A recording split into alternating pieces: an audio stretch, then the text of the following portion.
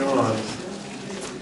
If you turn to the second piece of paper in your handout, there's a hymn there that includes a lot of the words that are part of chapter 6, and actually some other chapters in John that are these I am statements. So we're going to sing verse 1 of this hymn as our opening prayer. And if you have the will and the way to stand up, we'll sing better if you're standing. But if you don't, you're welcome to sit.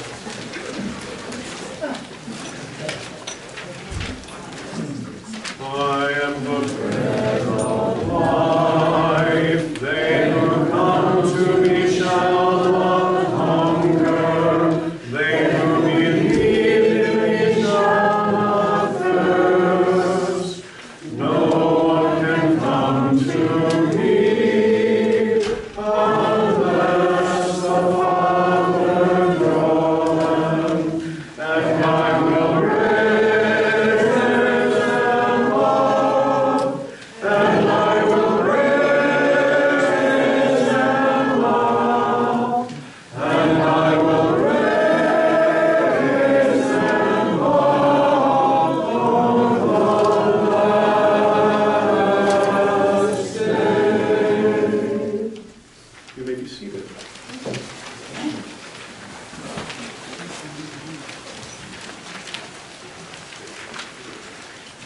For those of you who were not here last week, I began last week by reading what's often called the Logos, or word prologue, to John's Gospel, that begins this way. In the beginning was the Word, and the Word was with God, and the Word was God. Jesus is this embodied and fleshed, incarnate Word. And today what we begin to hear from him are statements that cannot really be mistaken as proclamations of his oneness with God. They are what are sometimes in theological terms called a high Christology, meaning they identify Jesus with God in very clear terms. Lower Christologies tend to say, well, Jesus is a human being and is God's beloved Son and so on, but these, a high Christology like this portion of John identifies Jesus pretty clearly with God. And the way that Jesus does that is through what are called the I am sayings, or the I am statements. And I've written up for you here on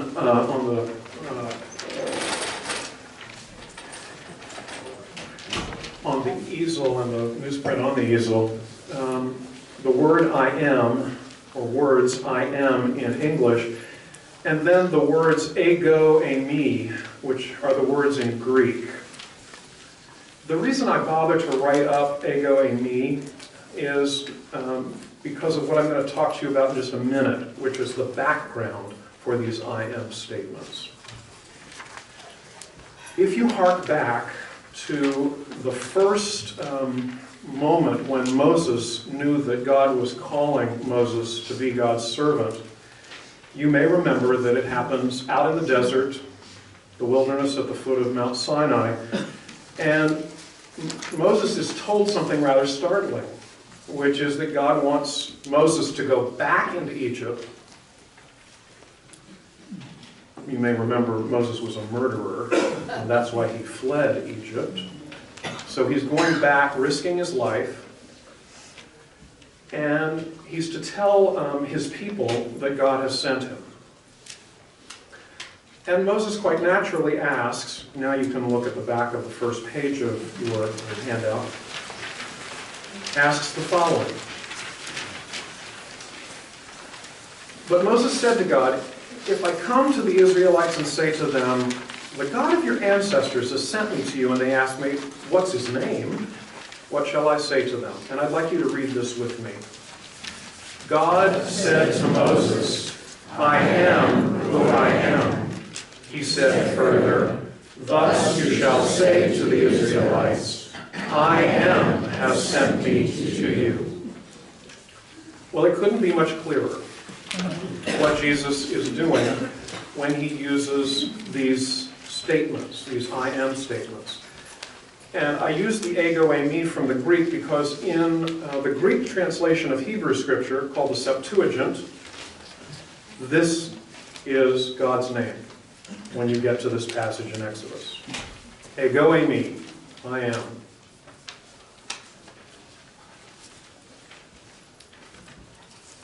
Jesus begins to spin out, if you will, what we as Christians down through the centuries have said is true, which is if you want to get to know who God is and what God is like, look at Jesus.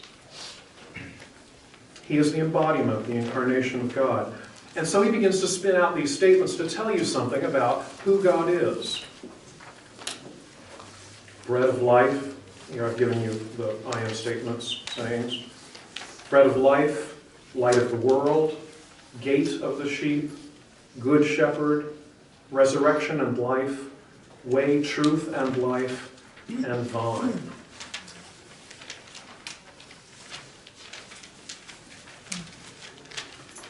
Many of these, in fact, actually all of these statements appear in the chapters we're going to be talking about today. I cannot cover all of them in depth because we simply don't have the time. So I'm going to be lifting up a few of them and skating quickly over the others. But what I want you to hear in each of them is how Jesus is trying to illuminate not just things about himself, but things about God. So when you hear him say, I am, you should also be hearing him say, if you want to know what God is like, God is this. God is bread of life, light of the world, and so on. I'm the embodiment of that, but this is who God is. The first of these I am statements is I am the bread of life, as we just sang. And it occurs in chapter 6, which is a lengthy discourse about bread of life. I said very quickly last week what I'm going to say more in depth this week, which is that in the three synoptic Gospels, Matthew, Mark, and Luke, bread and Jesus are identified in a much later place, at the Last Supper, when Jesus identifies himself as bread for them, body for them. In John's Gospel, there is no meal at the Last Supper where Jesus talks about that. Instead, the meal part is embedded in the feeding of the 5,000 here in chapter 6. And Jesus has a lengthy discourse. Remember, if you were here last week, I said the way that John's Gospel is constructed is around long stories and long discourses. Chapter 6 is a long discourse about bread of life.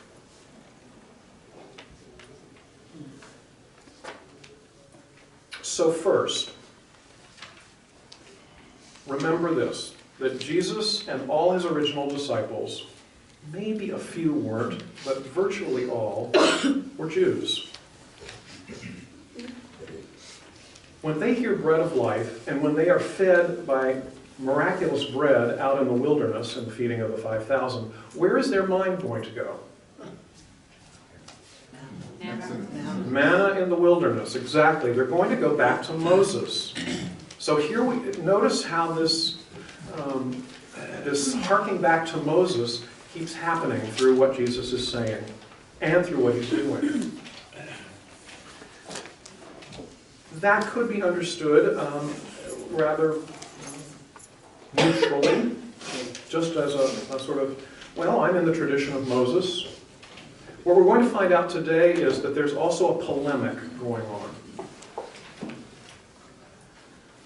This is uncomfortable for most of us who are progressive Christians.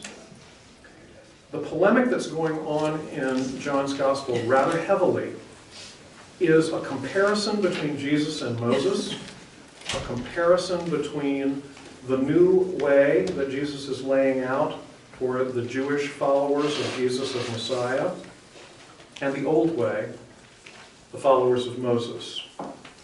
It's a rivalry. If you want a kind of context for this from your own lives, perhaps some of you had siblings that you were in rivalry with. Maybe the rivalry was pretty awful. Maybe you did dirt to each other. Which, when it's one brother to another brother, or a sister to a sister, or a brother and a sister, is one thing. But when you've got whole groups of people who are in rivalry with each other, well, I don't need to tell you, because I know you pay attention to the news, you've got problems.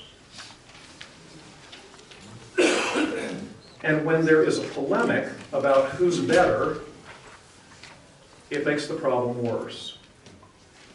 And I don't need to tell you about how dangerous polemic is, because we have some politicians who are depending a lot on polemic these days, as they are carrying out the rivalry leading up to the election in the fall.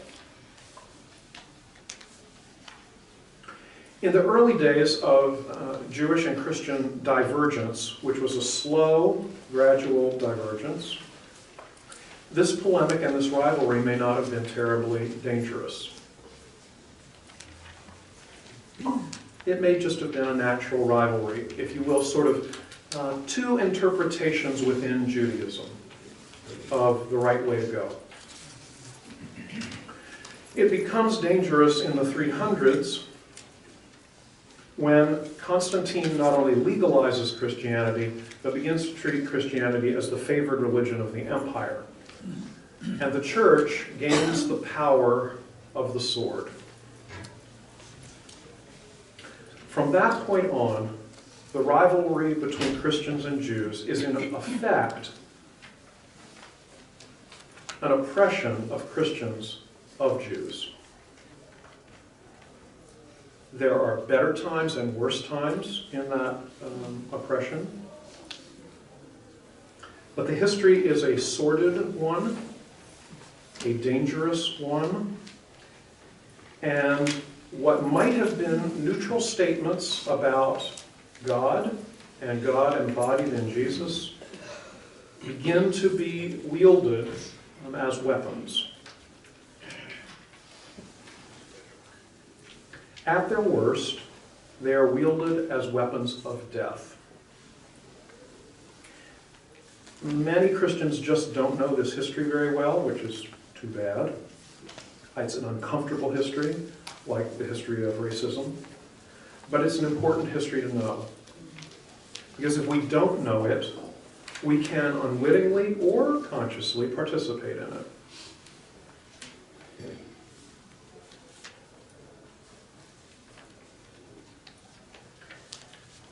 And I'm not just talking about, unfortunately, I'm not just talking about the Holocaust. There were centuries of Christian oppression of Jews, and centuries of pogroms against Jews.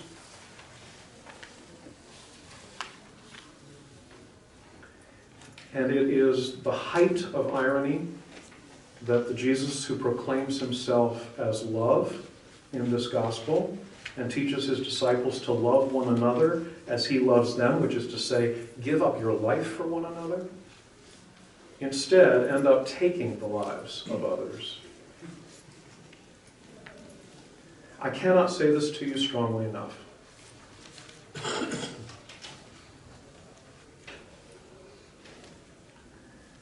Jesus was a Jew. He was born, lived, and died a Jew.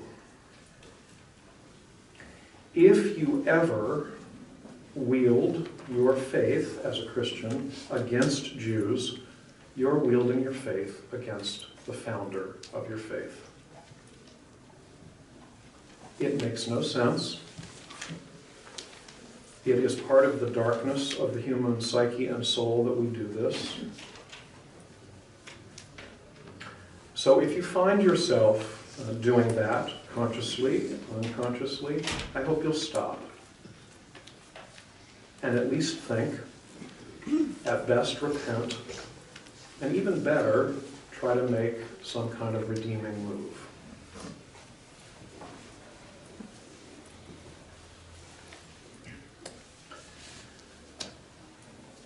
One of the problems in racism in our country is that many white people really don't know black people very well. One of the problems historically about Christian oppression of Jews is that many Christians don't really know Jews very well as people of faith.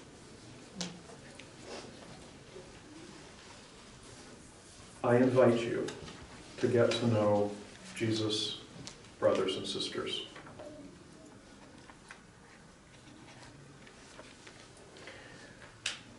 I will be personal, as I sometimes am, and tell you that I knew nothing about this until I was in the 7th grade. When a classmate of mine, Barb Zussman, heard me say I didn't know anything about the Holocaust or the history of Christian oppression of Jews, and she said, "Bill, let me walk you home today." Which she did. And I got my eyes opened. It so happened that the person who became my best friend in middle school also turned out to be Jewish. And I spent more time in his household than I did in my own. And I learned that Jewish people didn't fit the image that I had been taught. By the way, I wasn't raised in a particularly anti-Semitic household. I'm talking about what was in the ether. So, that's the difficult stuff about these I am statements. Because what you're going to see as I try to unfold this is that there's almost a constant playing back and forth between what Jesus is saying about himself and a playing against Moses and the traditions that are part of the Mosaic tradition.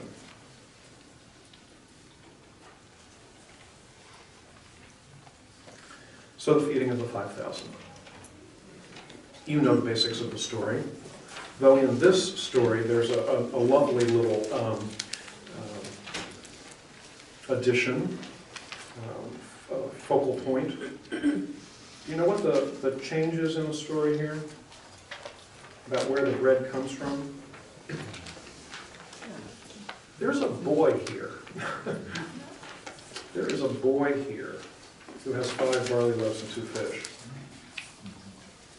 That's a detail that's not in the other stories. Many of us think it's in all the stories. It's only in this one.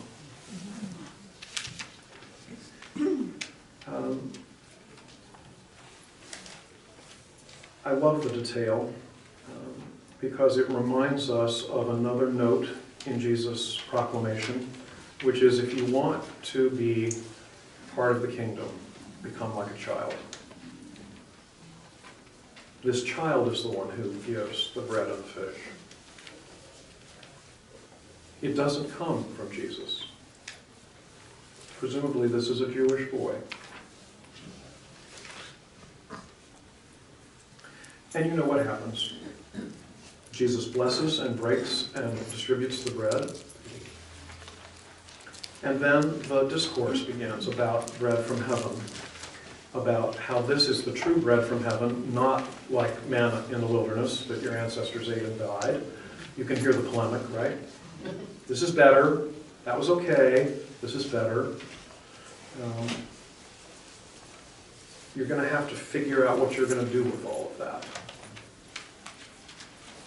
I think there is a way to take this gospel and use it well without taking the polemic. It takes work. It takes interpretation. So let's focus on bread for a second. By the way, John's community may have at communion not used bread and wine, but used bread and fish. Because in the last chapter, that epilogue chapter, remember the fish fry on the beach, as I like to call it? That's what they're eating. Bread and fish. There's no mention of wine.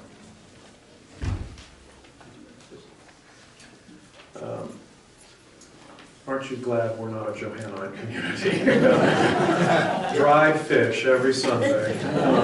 Yum, yum, yum. But let's think about the bread. why is it that bread is a good symbol for God feeding God's people outside the history, outside the manna in the wilderness? Just think about bread. Fills you up. Fills you up, yeah, it's filling. Good, what else? Comes from the earth. Comes from the earth. It's quite basic, isn't it? Not fancy. This is not Whole Foods. This is basic bread. Okay, what else? Universal. Universal. Everybody eats something like bread. There's some kind of staple in a diet like bread. It may be rice, it may be manioc, it may be something else, but there's some kind of staple that people survive on. Yeah? What else? Fills you up. Fills you up. How's it made? You need it. Lovely pun in English, right? You need it, but what is needed? Yeah, you have to work with it. It's water, it's crushed flour, it's crushed wheat. Salt. Maybe salt, some kind of yeast if it's going to rise, right? It keeps changing. The wheat changes to become flour. The kneaded dough rises to become something it wasn't. It gets baked. It's a symbol of, as we like flippantly to say, transformation. But transformation is work. This is God's bread from heaven. Jesus is the true bread from heaven in the Christian term because he himself is crushed at the end and transformed. These things are all connected, in other words. The crushing of wheat and the rising of bread are a symbol, a foretaste of Jesus being crushed and rising. It's mysterious, the rising of bread, because sometimes it doesn't, right? Sometimes it just lies there, flat. So, resurrection or the rising of bread isn't guaranteed. It's a mystery. It's a gift, a grace from God. It transforms Jesus and it transforms his followers into people who are not so afraid of death. As I like to say when I'm teaching people about the faith, if we really, truly believed that death at the end of this life weren't the final word, we would be far more courageous than we are. I'm including myself. If we really believed that death didn't have the last word, we would be much more courageous. We'd take many more risks.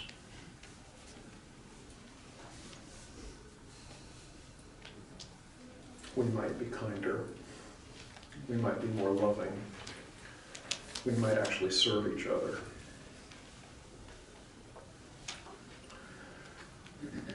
Chapter 8.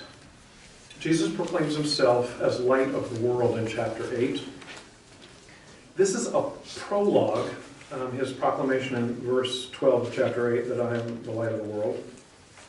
Remember the beginning of the gospel? Let me remind you. The true light which enlightens everyone was coming into the world. Here we go. Here he is, proclaiming himself as the true light, the light of the world. But the way this gets played out is actually in chapter 9, in the healing of a man born blind. And there's I think, a helpful polemic about sin and physical illness, in this case blindness. The religious authorities, in this case the Pharisees, come to Jesus and say, so who sinned? This man or his parents? And he says neither one. He's cutting across the general understanding of his time and his people, which was that bad things were the result of sin. By the way, this is rampant still among Christians. What did I do to deserve this? is one of the first things I hear from people when something goes wrong in their lives. This is lodged deep in us, that when something goes wrong, we have somehow offended God or done something wrong. Jesus cuts across this and says neither his parents nor he himself sinned. What he says is that this man's blindness is so that the glory of God could be revealed. Well, there's a mind bender. And it could be offensive to say, well, things go wrong so that God's glory can be revealed. Which is how some people take this and sort of hand it to you and say, well, you should be happy that this is going wrong in your life because now God's glory can be revealed in you.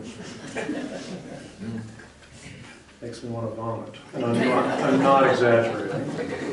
Makes me want to vomit. I don't think that's what Jesus is saying. What he's saying is there's an opportunity here. He says it later when he says, the poor you will always have with you. It doesn't mean, so go ahead and be profligate with your money and build big houses. I live in a big house, say. What he means is, you have an opportunity anytime you want to do good to the poor.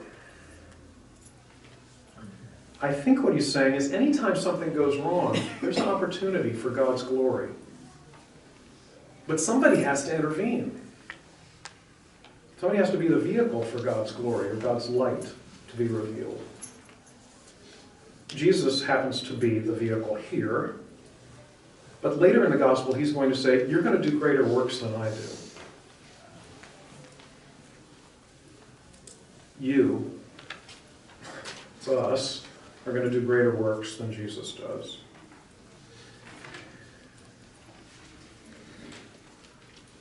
So the next time something goes wrong in your life, or particularly in someone's life close to you, you might ask yourself, is there some opportunity here for glory?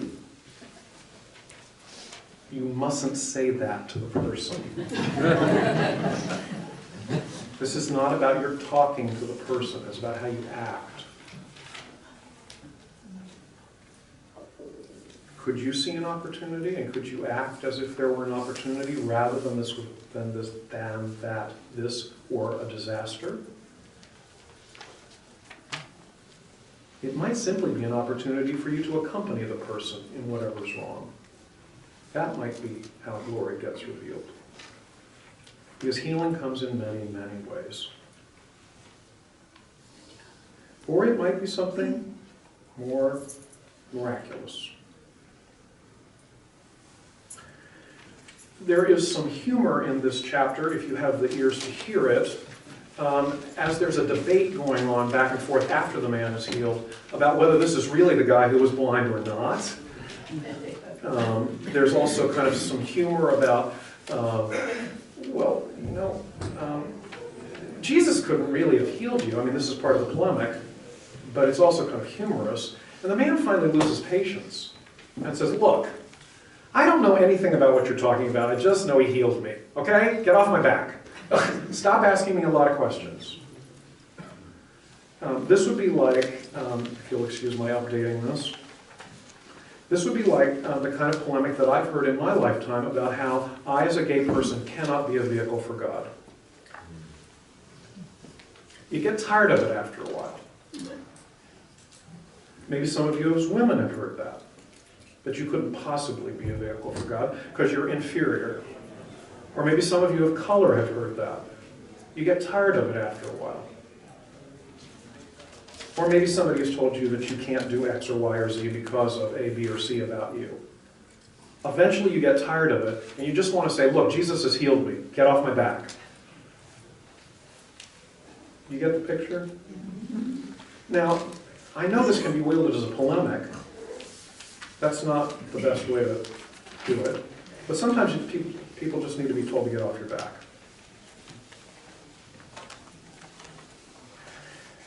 There is, toward the end of the chapter, in verse 35, a thing about spiritual blindness, lest you think that this is just a story about physical blindness, where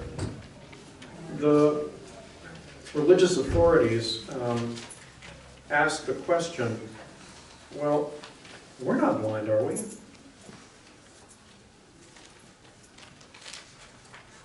a really good question for every religious person to ask if you become overly sure about the truth that you hold. I couldn't be blind, could I? I couldn't be missing something, could I? Sure you could. Sure I could. It's uncomfortable, but it's really important.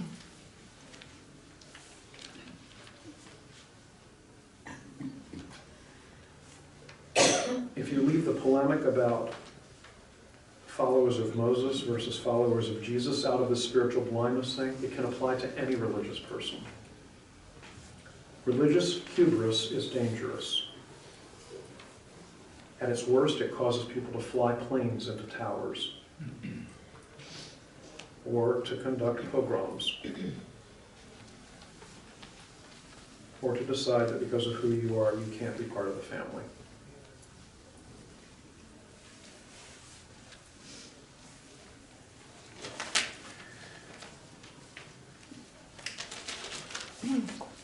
Chapter 10. Jesus declares himself to be the gate of the sheep and the good shepherd. Let me do you a quick drawing here.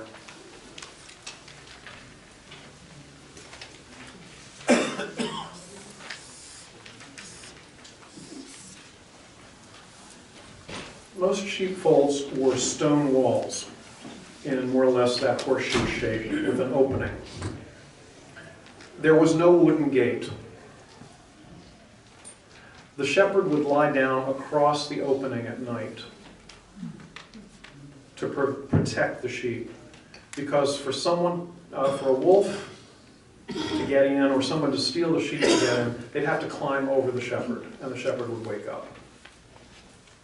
So when Jesus talks about himself as gate of the sheep, he's talking both about, he's the one who helps people go in and out, but he's also talking about protection. And he also says, I'm the good shepherd. I'm the one who doesn't abandon the sheep when there's a threat. But this is an ancient polemic within Judaism. He's simply picking up on it. This is not a Christian creation. If you don't believe me, go read some of the prophets. The prophets constantly talk about how the rulers of Israel, instead of guarding the sheep, are eating them. Jesus is picking up on that polemic. He's saying, I'm a good shepherd. I don't eat the sheep, and I don't abandon them when things get rough. So if you combine man born blind and I'm the good shepherd, what you might want to think is, Jesus doesn't abandon people when things go wrong.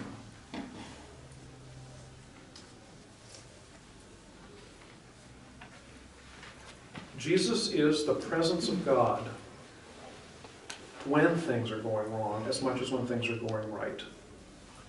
God isn't taking revenge on you when things are going wrong in your life.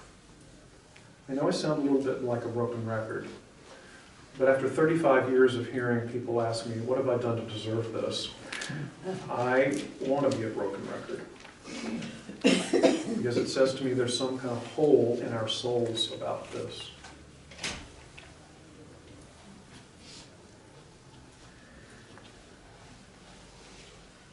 Jesus says about himself as Good Shepherd that the Good Shepherd gives up his life for the sheep. So there's also, again, this harking forward to his own death.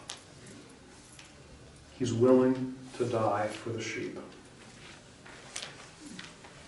Which then leads into a chapter, a long chapter, chapter 11, about death. This is a story that does not appear in any of the other Gospels, the story of Lazarus. Lazarus is portrayed as the brother of Mary and Martha of Bethany. They appear in other Gospels. Lazarus doesn't. This whole chapter is about Lazarus getting sick and dying, about Jesus going to Lazarus' tomb, and on the way being met by Mary and Martha, who basically call him to task for delaying, saying if you had come in time, he wouldn't have died. And Jesus responds, where he declares himself resurrection and life. Talk about a high Christology. I am resurrection means I am the power to stand people back up into life. That's what resurrection literally means, is to stand back up. If you don't think about this just in terms of death at the end of life, but in terms of all of the small deaths that we have day in, day out, month in, month out, and year in, year out in our lives where we feel bowed down, beaten down, he is saying, I am the power to stand you back up. This is really good news if you feel beat up and bowed down.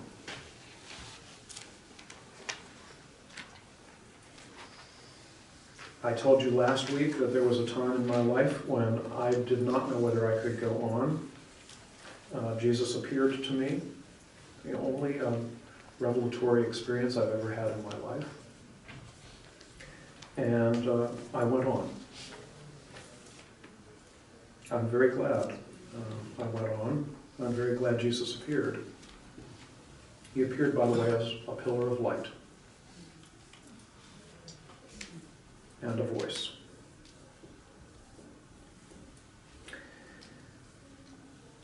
And I felt like life had come back. That's what's happening in this story. Don't get hung up on how can a dead man come back to life. I don't know. Don't ask me. I wasn't there. I just know that that's what the story says, okay? And I also know that this power exists to bring people back to life.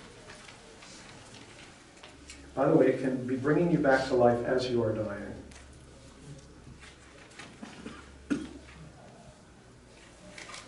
And I don't just mean deathbed conversions, though those happen. I'm talking about people who resolve things at the end. Who forgive someone they haven't been able to forgive or receive forgiveness. Who finally feel all right about themselves. Who, if you will, finally at the last moment stand up as they're dying. In other words, don't get hung up on the physical death thing. I love the last verse of this story. One could preach on this verse forever.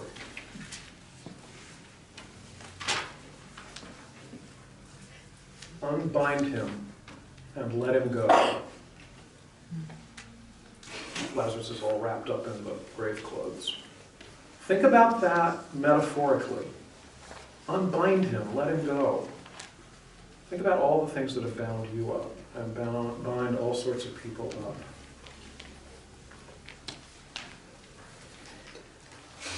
It matters whether you believe this power exists or not. If you think it depends on you to unbind yourself, it's not the same. It's just not the same. The power of God exists to unbind people. And it is like we've got life again. Any of you in a 12-step program in this room know that. Any of you who have been forgiven by a person that you did terrible things to know this. Fill in the blank of the way you've been unbound. I hope all of you have been unbound in certain ways. I hope you're praying for being unbound in other ways. I still am.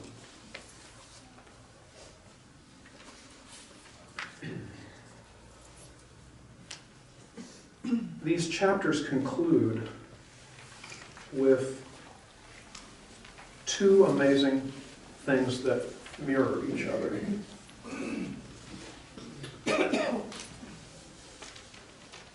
Jesus' feet are anointed by Lazarus' sister Mary. And then Jesus washes his disciples' feet. I don't know whether you've ever heard it preached about this way. I hope you have. I don't think Jesus dreamt up foot washing himself. He received it first from Mary, and then he gave it away to his disciples. She anoints his feet, Mary does, with the kind of perfume you put in the grave clothes of a dead person. So she's anointing him ahead of time for his burial. She knows he's going to die, and she wants him to know that she's with him. If any of you can remember the smell of baptismal oil that we use here, by the way, Patrick dropped a vial of it on the front stoop of the rectory this week. Every time now when I go in and out of the rectory, it feels like the whole rectory's been anointed. Wonderful, wonderful smell. This smell does not dissipate quickly. I wonder whether Jesus still had this on his body on the cross.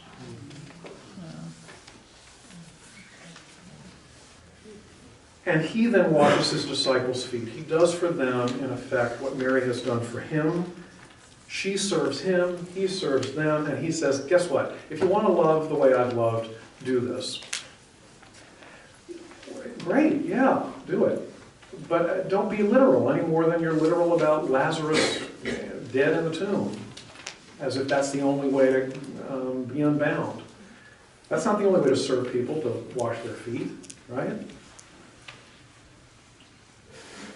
Every single day, every single one of us has an opportunity to serve someone. Anointing is possible every single day. Foot washing is possible every single day.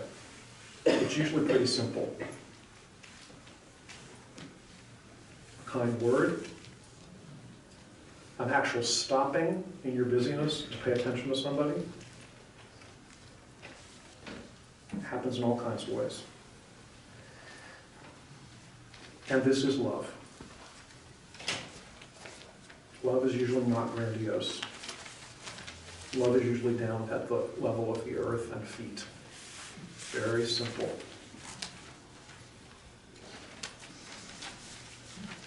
In chapter 14, this is my closing word to you, Jesus proclaims himself the way, the truth, and the life, and says, no one can come to the Father except through me.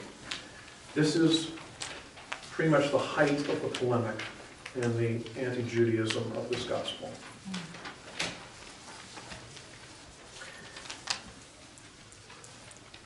If you don't read the no one comes to the Father except me, but simply read Jesus is the way, the truth, and the life, it's lovely. It's not so lovely if you read the rest and take it literally. If you begin to expand it a bit, thinking back to the Logos prologue, if Jesus is speaking about himself as the Christ, and not just the Christ incarnate in Jesus, then maybe it can be softened a bit. It's still difficult. When I say maybe it can be softened, was the Buddha the Christ in another form? Was Moses the Christ in another form? Remember, the Christ has existed always, and always will. By the way, you are the Christ. That's what baptism makes you, a little Christ, Christian, right?